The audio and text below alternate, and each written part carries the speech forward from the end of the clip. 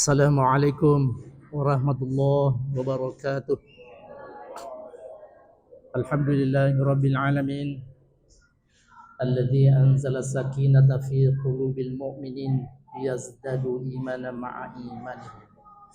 Asyhadu an la ilaha illallah wahdahu la syarika lah wa asyhadu anna Muhammadan abduhu wa rasuluhu la nabiyya ba'dah kafatan linnas wa rahmatan lil alamin. Faqala ta'ala fi kitabihil karim a'udzu billahi minasyaitonir rajim. Laqad ja'akum rasulun min anfusikum 'azizun 'alaihi ma 'anittum harisun 'alaikum bil mu'minina raufur rahim. Ustaz Mardadullah Ketua DPW bersama jajaran pengurus, Ustaz Muhammad Naim Ketua DPW beserta anggota yang hadir, anggota yang jauh dari tempat ini, Ketua Kampus Madya Hidayatullah Mamuju beserta jajaran pengurus dan keluarga besar yang berada di tempat ini, Ketua MMW, Ketua PW Musida, Ketua Pemuda Hidayatullah, dan hadirin wal hadirat yang dirahmati Allah Subhanahu wa taala. Semua ada hikmah di balik peristiwa. Kita yang merencanakan, Allah lah yang menentukannya. Fa idza faragta fansab wa ila rabbika farghab. Bila telah menyelesaikan satu urusan atau merencanakan satu urusan, maka pindahlah kepada urusan yang lain.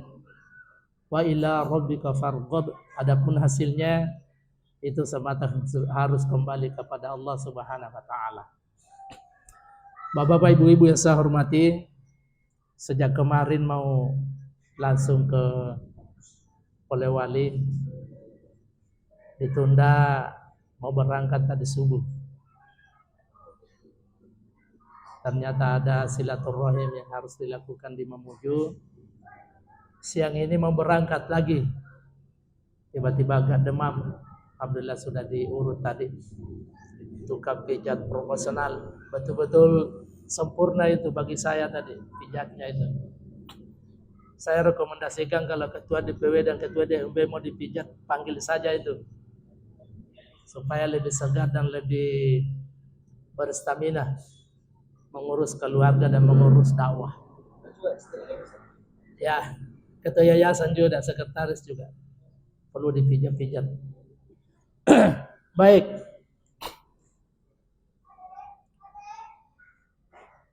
Alladzina amanu wa hajaru wa jahadu fi sabilillah.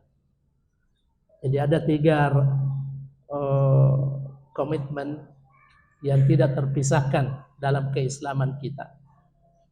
Yang pertama iman, yang kedua hijrah, dan yang ketiga adalah jihad. Iman itu terkait dengan urusan kita masing-masing dengan Allah.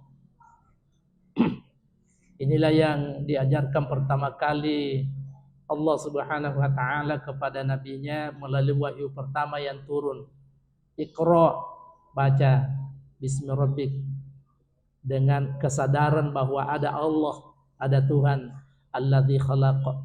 Itu yang pertama harus hadir. Kesadaran pertama harus hadir, dan komitmen hidup pertama kita itu adalah meyakini bahwa semua yang ada ini adalah diciptakan oleh Rabb yang Maha Pencipta. Hanya 2 dimensi di dalam kehidupan ini adalah pencipta. Ada 2 predikat atau status kehidupan ini, pencipta itu Allah dan yang dicipta makhluk. Makanya keimanan itu Allah sebutkan dalam surah Yunus ayat 32-nya. Dzalikumullahu rabbukumul haqq. Dzalikumullah, itulah Allah. Rabbukumul haqq, Tuhan yang benar. Famadza ba'dal haqqi illa dhalal. Selain Tuhan yang benar itu adalah kesesatan, adalah penyimpangan. Jadi Allah sudah sebutkan bahwa Tuhan yang benar hanya satu, yaitu adalah Allah yang menciptakan alam ini. Ketika Nabi Musa alaihi salam terus bertanya tentang Tuhan, di mana engkau ya Tuhan, mau bertemu engkau ya Tuhan, Allah menjawab dalam surah Thaha ayat 14. Innani anallah, sesungguhnya saya ini adalah Allah. Kata Allah Subhanahu wa taala, la ilaha illa ana, tidak ada Tuhan selain saya wahai Musa. Fa'budni, tugasmu Musa, fa'budni, sembah aku. Dalam dialog itu Musa bertanya, bagaimana cara menyembahmu ya Allah? Lanjut ayat, wa aqimis sholata li dzikri. Tugasmu adalah mengingatku dan begitulah caramu menyembah kepadaku. Jadi urusan paling pertama dalam hidup kita ini adalah urusan keimanan. Sampai Allahyarham Abdullah Said, sekali-sekali perlu kita ragu itu, beriman betulkah kita ini? Karena orang beriman itu tidak sekedar yakin ada Allah, tapi ada muraqabatullah. Yakin bahwa segala hidup kita ini itu diawasi oleh Allah, apapun yang kita lakukan diawasi oleh Allah. Semut hitam di batu hitam, di tempat gelap gulita, Allah lihat dengan terang benderang. Itu orang beriman. Makanya orang beriman itu tidak mungkin dengan sengaja melakukan pelanggaran, karena dia muraqabatullah, yakin bahwa Allah melihatnya.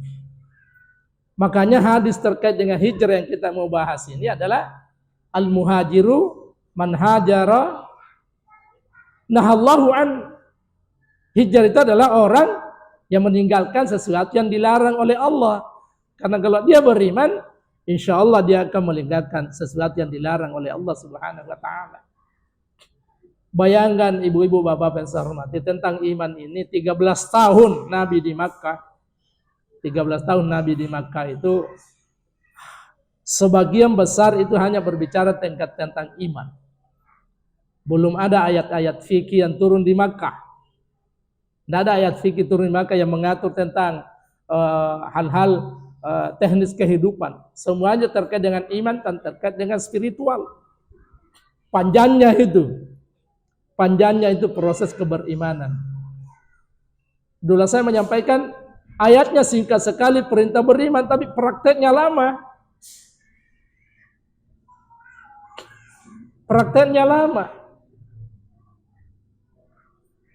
Ada orang yang langsung connect, ada orang yang lama prosesnya. Yang langsung connect itu adalah Bilal bin Rabah. Salah satunya ya, Khadijah, kemudian Abu Bakar As-Siddiq, kemudian Ali bin Abi Thalib, kemudian Bilal bin Rabah. Begitu turun 5 ayat itu, ayat keimanan, langsung bangkit. Ketika Allah menyebutkan Bismi rabbikal ladzi khalaq, bahwa semua ini tercipta karena atas nama Allah. Khalaqal insana min 'alaq, bahwa manusia itu dari darah yang hina. Kemudian dilanjutkan Iqra wa rabbukal akram, baca dan yang mulia itu adalah yang pencipta. Kemudian alladzi 'allama bil qalam, bahwa semua ilmu itu diajarkan, dan Allamal insana ma lam ya'lam, mengajarkan kepada manusia apa yang tidak diketahuinya. 5 ayat ini kemudian Bilal bin Rabah langsung bangkit, berdiri sejajar dengan majikannya. Wahai Tuhan, ternyata saya dengan Anda itu sama-sama diciptakan dari darah. Itu namanya kesadaran. Dan yang menciptakan Anda dengan saya dari darah itu adalah Rabbikal ladzi khalaq, Tuhan yang Maha Pencipta. Mulai hari ini tidak ada ketundukan kepada sesama manusia, tidak ada sujud kepada sesama manusia. Ruku dan sujudnya orang kepada Rabbikal ladzi khalaq, kepada pemilik alam ini. Luar biasa kan itu. Ayat keimanan 5 ayat turun itu langsung melakukan terjadi revolusi keyakinan hidup. bahwa yang disembah itu yang menciptakannya. Mulai hari ini saya lagi tidak tunduk kepada Anda. Bayangkan, tadinya hidup sebagai budak, ditelunjuk majikannya, langsung berdiri. Hari ini saya tidak lagi tunduk kepada Anda. Karena ketundukan itu hanya kepada pencipta Anda dan pencipta saya, yaitu Tuhan. Itu namanya kesadaran. Makanya menurut saya orang beriman ini harus melalui proses al-alaq itu. Kajian surah al-alaq. Panjang itu kalau di Hidayatullah. Karena dia melewati proses pembacaan dan proses tazkiyah yang panjang. Kerangkanya di surah Al-Jumu'ah ayat 2. Walladzi ba'atsa fil ummiyina rasulan minhum yatslu 'alaihim ayatihi wa yuzakkihim. Ila akhiril ayat. Itu sama dengan al-alaq itu. Substansinya al-alaq, kerangkanya di surah Jumu'ah ayat 2. Bahwa tugas kenubuatan Rasulullah itu ada 4. Yatlu alaihim ayatihi. Memperkenalkan Allah lewat ayat-ayatnya di alam ini. Kemudian berikutnya, tidak akan terbangun kesadaran ilahiyah kalau tidak melalui wa yuzakkihim, dan datang Nabi membersihkan hatinya manusia, memproses tazkiyah manusia. Barulah kemudian bicara wa yu'allimuhumul kitab wal hikmah. Maka dalam kaidah menuntut ilmu, al-adabu qabla al-ilm, al-ilm qabla al-amal. Adab dulu, tazkiyah dulu, baru ilmu. Ilmu kemudian baru beramal.